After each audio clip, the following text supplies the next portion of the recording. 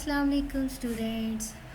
कैसे हैं eight semester IT के बच्चों। होप सो आप सब लोग ठीक ठाक होंगे और आप लोगों ने प्रीवियस लेक्चर सुन लिया होगा, उम्मीद है, वरना आप लोगों से तो उम्मीद लगाई नहीं जा सकती।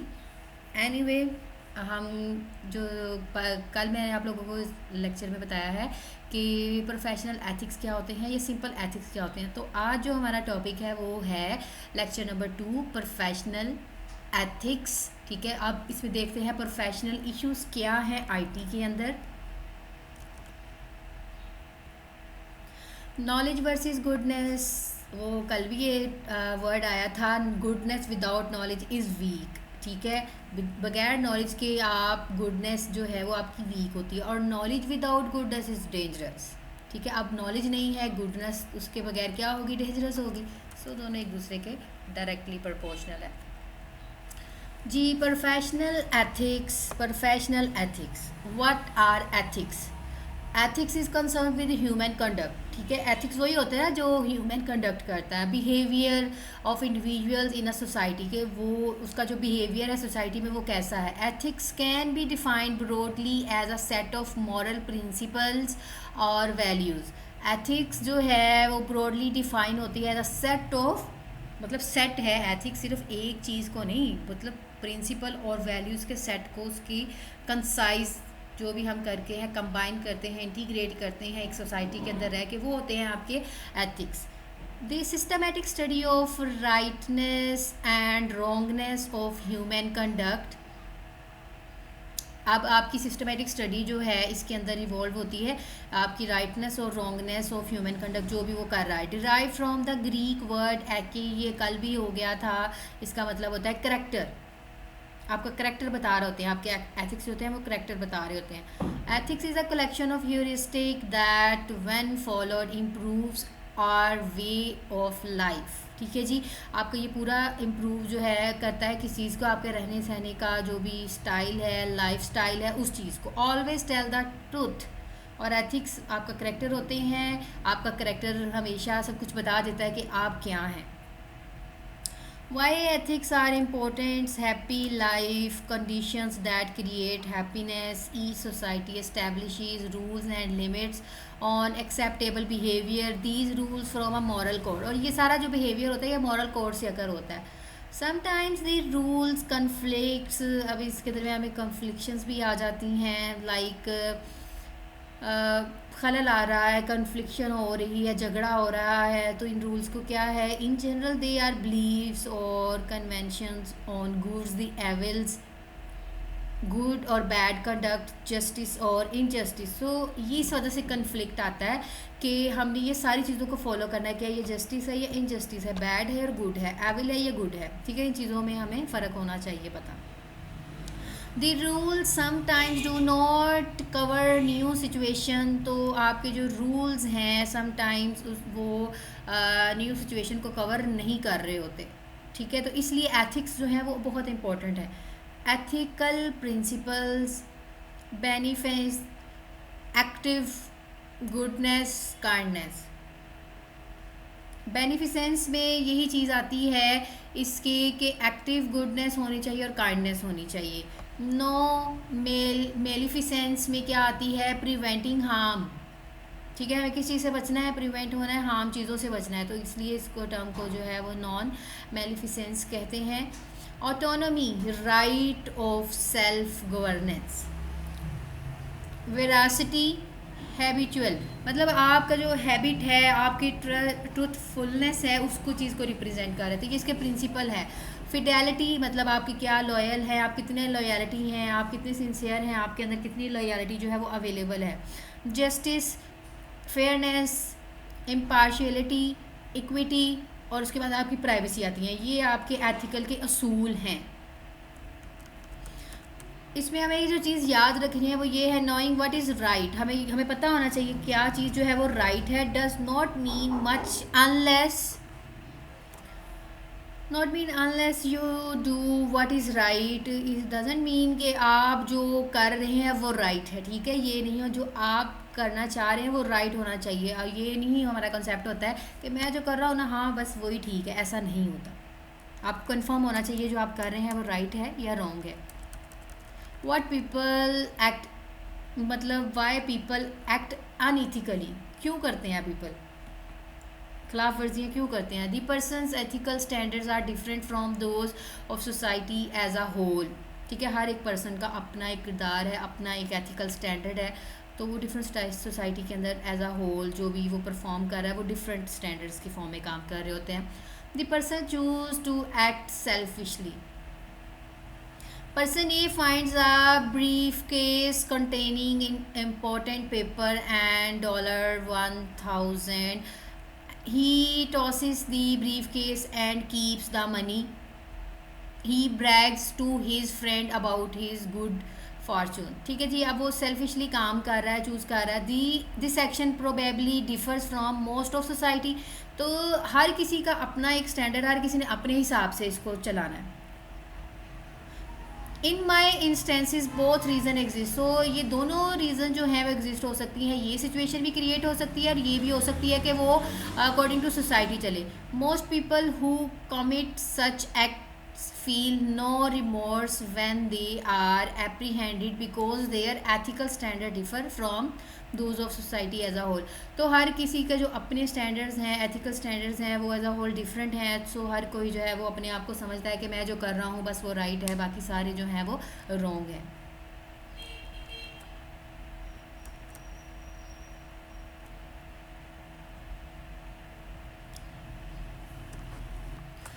ओके जी, यहाँ पे अब आते हैं इसके different views and about ethics.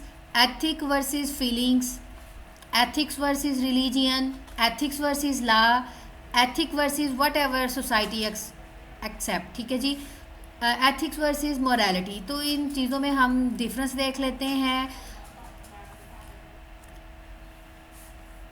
Ethical versus feeling क्या चीज़ है? देखिए, फीलिंग्स महसूस करते हैं ना हम चीज़ को। फीलिंग्स फ्रिक्वेंटली डेविएट कहाँ से निकाली जाती हैं? From what is ethical. हम देखो फील कर रहे हैं कि हाँ भाई ये चीज़ एथिकल है, हम महसूस कर रहे हैं।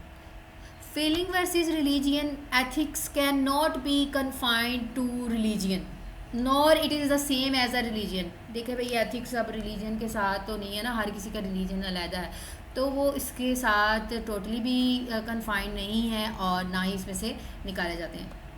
Ethics versus law, laws like feelings can deviate, same laws भी अकॉर्डिंग टू एथिक्स ही निकाले जाते हैं। Objection to fighting, capital punishment, तो ये सारे आपके एथिक्स वर्सेस लॉ के अंदर इन्वॉल्व होते हैं। Ethics versus whatever society accept, standards behaviour in society can deviate from what is ethical, ये भी निकाले जाते हैं, इसमें डेविएट किया जाता है। And entire society can become ethically corrupt, जो भी आपकी सारी सोसाइटी है वो can become ethically corrupt, ethically corrupt हो सकती है। व्हाट एवर सोसाइटी एक्सेप्ट, वो क्या अपनी स्टैंडर्ड्स को फुलफिल करती है। फॉर एग्जांपल पायरेटेड सीडीज़, देखिए भाई ये इसकी एक बेस्ट एग्जांपल है। एथिकली करप्ट हो रहे हैं ना, शो यही कर रहा है एथिकली काम कर रहे हैं, एथिकली करप्शन परफॉर्म कर रहे हैं, अपने आप को बता रहे हैं कि ये मेरा सॉफ्टवेयर है, लेकिन एक्चुअली वो उसका सॉफ्टवेयर नहीं है। पायरेटेड सीडीज़ ले रहे हैं आप लोग आजकल, भाई हम रजिस्टर सीडीज़ हैं, ऐसी बात नहीं है। रजिस्टर 100 रुपये 50 रुपये की कौन सी रजिस्टर सीडीज़ होती है। Ethics versus morality, ethics is the study of morality. ठीक है, मोरालिटी, मॉरल, मोरालिटी क्या होती है? Morality is the system of rule for guiding human conduct, ये वो गाइड करता है कि ह्यूमन क्या कंडक्ट कर रहा है, ये क्या करेगा। And principle for evaluating those rules, और उसके असूल कि अब इसमें से कौन से रूल जो हैं वो एवेलुएट किए गए हैं, निकाले गए हैं, उसका निचोड़ निकाला गया, उसका मॉरल निकाला गया। Comparison morals, ethics and laws. जी, मॉरल्स अप्लाइड बाय इंडिविजुअल्स, ये कौन अप्लाई करता है? इंडिविजुअल, हर एक person separate, individually. Controlled by conscience, मतलब बेज़मीर, जो भी आपका ज़मीर होता है। इनेबल्ड बाय रिलीजियस, और इनेबल कौन करता है? रिलीजियस, आपका कल्चर, आपके स्टैंडर्ड्स, आपका इस्लाम है, हम दूसरों के और होंगे तो डिफरेंट रिलीजियस हैं।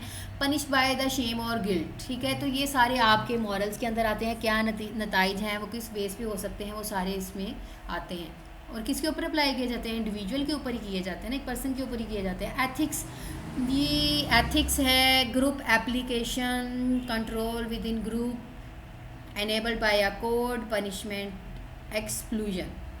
ठीक है, फिर आते हैं आपके लॉ की बात करते हैं। लॉ आपको बड़े अच्छे से पता है, political sub division controlled outside the group by the way of legislation. आपके जो भी कानून से रेलिवेंट काम है, पनिश बाय फाइन्स, प्राइजन, जो इस चीज़ के कैदी वगैरह होते हैं, सारे लॉ उनके ऊपर, मतलब हर किसी बंदे के ऊपर जो लॉ हैं, एथिक्स हैं, मॉरल्स हैं, फुलफिल होने चाहिए। जी, अब आते हैं आपके प्रोफेशनल एथिक्स की तरफ। प्रोफेशनल एथिक्स क्या होते हैं? Publicly displayed ethical conduct of a profession. और बड़े अच्छे से बता दिया है कि जो भी आपका प्रोफेशनल है वो किसके ऊपर कंडक्ट होता है, आपके प्रोफेशन के ऊपर होता है, एम्बेड किया जाता है, जोड़ा जाता है जो भी आपके कोड ऑफ एथिक्स होते हैं एक प्रोफेशन के अंदर। The principle and standards that guide members of the profession in their interaction. और यहाँ पे जो भी प्रिंसिपल हैं, स्टैंडर्ड्स हैं, गाइड करते हैं डिफरेंट मेंबर्स को किसके अंदर, एक प्रोफेशन के अंदर, इन देयर इंटरेक्शन, जो भी उनका इंटरेक्शन हो रहा है, आप कोलैबोरेशन हो रही है with internal and external stakeholders. वो इंटरनली आपकी टीम भी हो सकती है और आउट जो मतलब आउट है, एक्सटर्नल है, उनके स्टेक होल्डर के साथ भी आपके इंटरेक्शन जो है वो हो सकते हैं। तो ये प्रोफेशनल एथिक्स के अंदर आता है कि आपने अपनी टीम के साथ और बाहर वाले लोगों के साथ कैसे मिलना है, लेकिन एथिक्स के अंदर रह के काम करना है ना, जो भी करना है हमें। Why professional ethics? Awareness of professional ethics is gaining importance with time as a decision making process in the workplace keeps on increasing in complexity। तो अवेयरनेस, आपकी जो अवेयरनेस होती है प्रोफेशनल एथिक्स की, गेन करती है आपके इम्पोर्टेंस को with time as decision making, कि आप जो डिसीजन कर रहे हैं वो वैलिड है कि नहीं है। Process in the workplace keeps on increasing and complexity. So उसी के अकॉर्डिंग जो भी आपकी वर्क प्लेस है उसके ऊपर डिसीजन मेकिंग हो रही है, टाइम लग रहा है आपको एथिकली काम करने में, आपकी कॉम्प्लेक्सिटी भी उसके हिसाब से क्या हो जाएगी, इंक्रीज़ होती जाएगी। The professional ethics provide a way of simplifying that decision making process. तो आपकी जो प्रोफेशनल एथिक्स होती हैं ना, वो आपको सिंप्लीफाई कर देते हैं, कितना काम आसान कर दिया ना। इतने जो सारी कॉम्प्लेक्सिटी है वो आपके प्रोफेशनल एथिक्स ने ऑलरेडी रिलीज़ कर दी, मतलब इसको कम कर दिया, रिड्यूस कर दिया। सो सिंप्लीफाई कर दिया इसने आपके डिसीजन, बिकॉज एक बार जो एथिक्स बन गए तो बन गए, उसके बाद आप उस सबको, जो सब लोग हैं वो उसी को फॉलो करेंगे, तो एक बार ही टाइम लगेगा ना आपकी जो भी एथिक्स बनाने में। What do professional ethics provide? Adds a level of professionalism. ठीक है, इसके अंदर हम एड्स करते हैं प्रोफेशनलिज्म को, वे ऑफ लिविंग को, वे ऑफ लिविंग स्टाइल को, वे ऑफ थिंकिंग को। Defines and promotes a standard when dealing with clients and employers. तो कब इम्प्रोट होते हैं? तब जब आप अपने स्टैंडर्ड को प्रमोट करते हैं, लेकिन कब? जब आप क्लाइंट से मिलते हैं, अपने एम्प्लॉयर से मिलते हैं, तब आपको पता चलता है कि हमें ये प्रोफेशनल एथिक्स इनको अप्लाई करने हैं। Protects the profession as a group.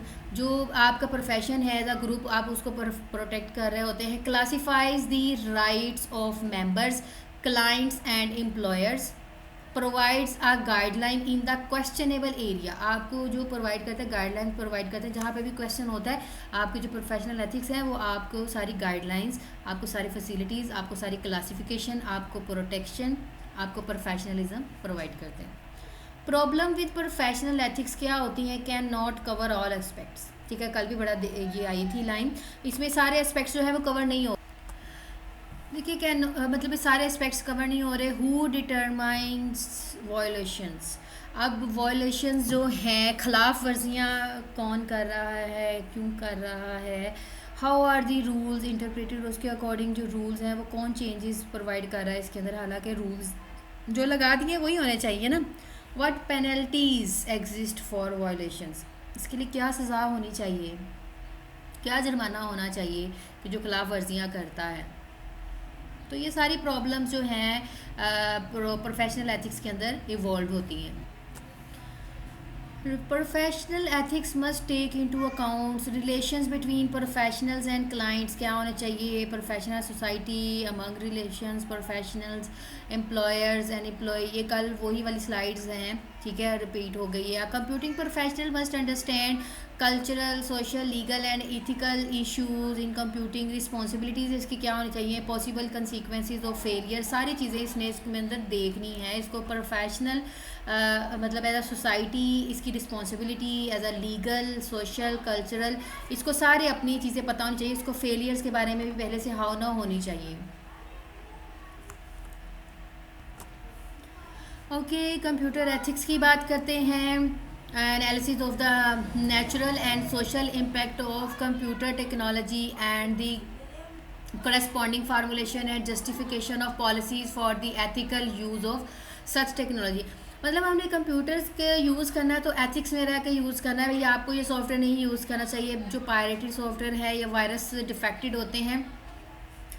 तो अगर कंप्यूटर को भी यूज़ करना है, वेबसाइट्स को निकालना है, तो उसके एथिक्स फॉलो करने चाहिए कि ये वेबसाइट नहीं चलानी है या ये वाली चलानी है। मतलब हर चीज़ को बड़े गौर से देखना है। तो जेम्स एच मोरे ने इसका कॉन्सेप्ट दिया था कि हाँ भी कंप्यूटर के एथिक्स फुलफिल होने चाहिए। Ethical problem arise because of conflicting interest. इसमें भी कन्फ्लिक्ट्स अगर होते हैं, जैसे कि music downloader versus music right owner. अब आप डाउनलोड कर रहे हैं तो म्यूज़िक वर्सेस राइट ऑनर जो उसको बनाने वाला है। Spammer versus email users. अब स्पैमिंग ईमेल जो होती है डिफेक्टेड ईमेल होती है, ठीक है, ये एथिकल ईमेल नहीं होती, ये आपके सिस्टम में वायरस क्रिएट कर सकती हैं। एज द रिलायंस है जी word, and dependence of computers and ICT increases. देखिए जैसे डिपेंडेंसी होगी कंप्यूटर के ऊपर, उसका ना इसकी आईसीटी इंफॉर्मेशन कम्युनिकेशन टेक्नोलॉजी क्या होती जाएगी, इंक्रीज होती जाएगी। We are becoming more and more vulnerable and exposed to computer crimes and cyberspace evils and insecurity। जैसे जैसे कंप्यूटर बढ़ता जा रहा है, इसके ऊपर इसका यूज़ बढ़ता जा रहा है, हमें इनसिक्योरिटी, एविल्स, साइबर क्राइम, साइबर्स बहुत ज़्यादा बढ़ते जा रहे हैं। कंप्यूटर क्राइम्स हो रहे हैं, साइबर क्राइम्स हो रहे हैं, इनसिक्योरिटी हो रही है, वायरसेस आ रहे हैं। Computer ethics versus other field. अब कंप्यूटर के एथिक्स और अदर फील्ड्स को देखा जाए, थेफ्ट इज थेफ्ट, ठीक है, बात है कि चोरी तो चोरी है, धमकी तो धमकी ही है, no matter whether it is done, कहाँ पे ये हो रही है, at the point of a gun और विद अ कंप्यूटर। बात तो वही है, क्राइम तो क्राइम ही है ना, वो कहीं भी हो रहा है। Why computer ethics? to determine what should be done in ethical situation while being part of computing profession। मतलब इसमें डिटरमाइन करना है कि किस सिचुएशन में जो एथिकल काम हो रहा है और कहाँ पे हमें अपने प्रोफेशन के अंदर इसको फुलफिल करना है। Walter Maner justifications to make us behave like responsible professional. उसने कहा कि रिस्पॉन्सिबल होना चाहिए एक प्रोफेशनल को कि वो एथिकली काम करे। टू टीच अस, और हमें बताए how to avoid computer abuse और कैटास्ट्रोफिस।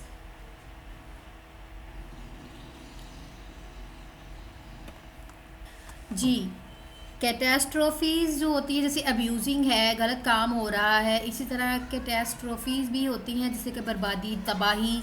इसका ये होता है कि हमें तबाही और बर्बादी से बचना है, अब्यूजिंग से बचना है, जो भी गलत काम हो रहा है। टेक्नोलॉजिकली एडवांसमेंट होनी चाहिए, क्रिएटिंग टेम्परेरी प्राइवेसी वैक्यूम्स उसके ऊपर अप्लाई होने चाहिए। अगर आप एडवांस टेक्नोलॉजी यूज़ करें तो उसके ऊपर पॉलिसीज़ भी लगानी चाहिए, चेक्स लगाने चाहिए। Use of computing technology creates and will continue to create novel ethical issues that require special study.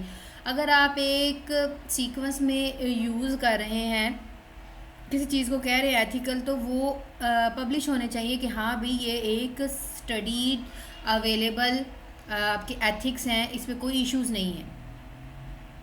ठीक है, हर किसी की अपनी एक प्राइवेसी होती है, अपनी प्रॉपर्टी, अपनी एक्सेस, सब चीज़ अपनी होती है।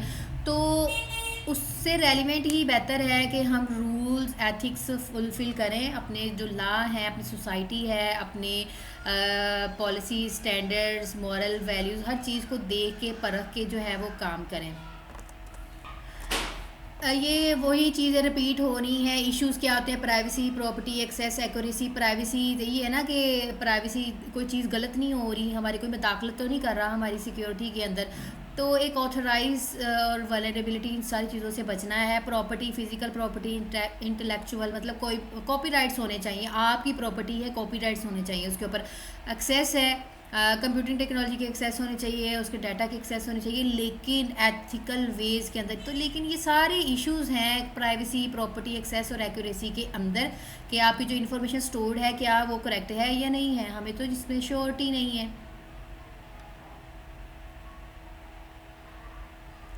ओके जी स्टूडेंट्स, ये मोस्टली लेक्चर कल वाला ही रिपीट हुआ है, बिकॉज एथिक्स से रेलिवेंट था, तो ये प्रोफेशनल कंप्यूटर्स के एथिक्स आ गए, इसके अंदर प्रोफेशनल्स के एथिक्स आ गए।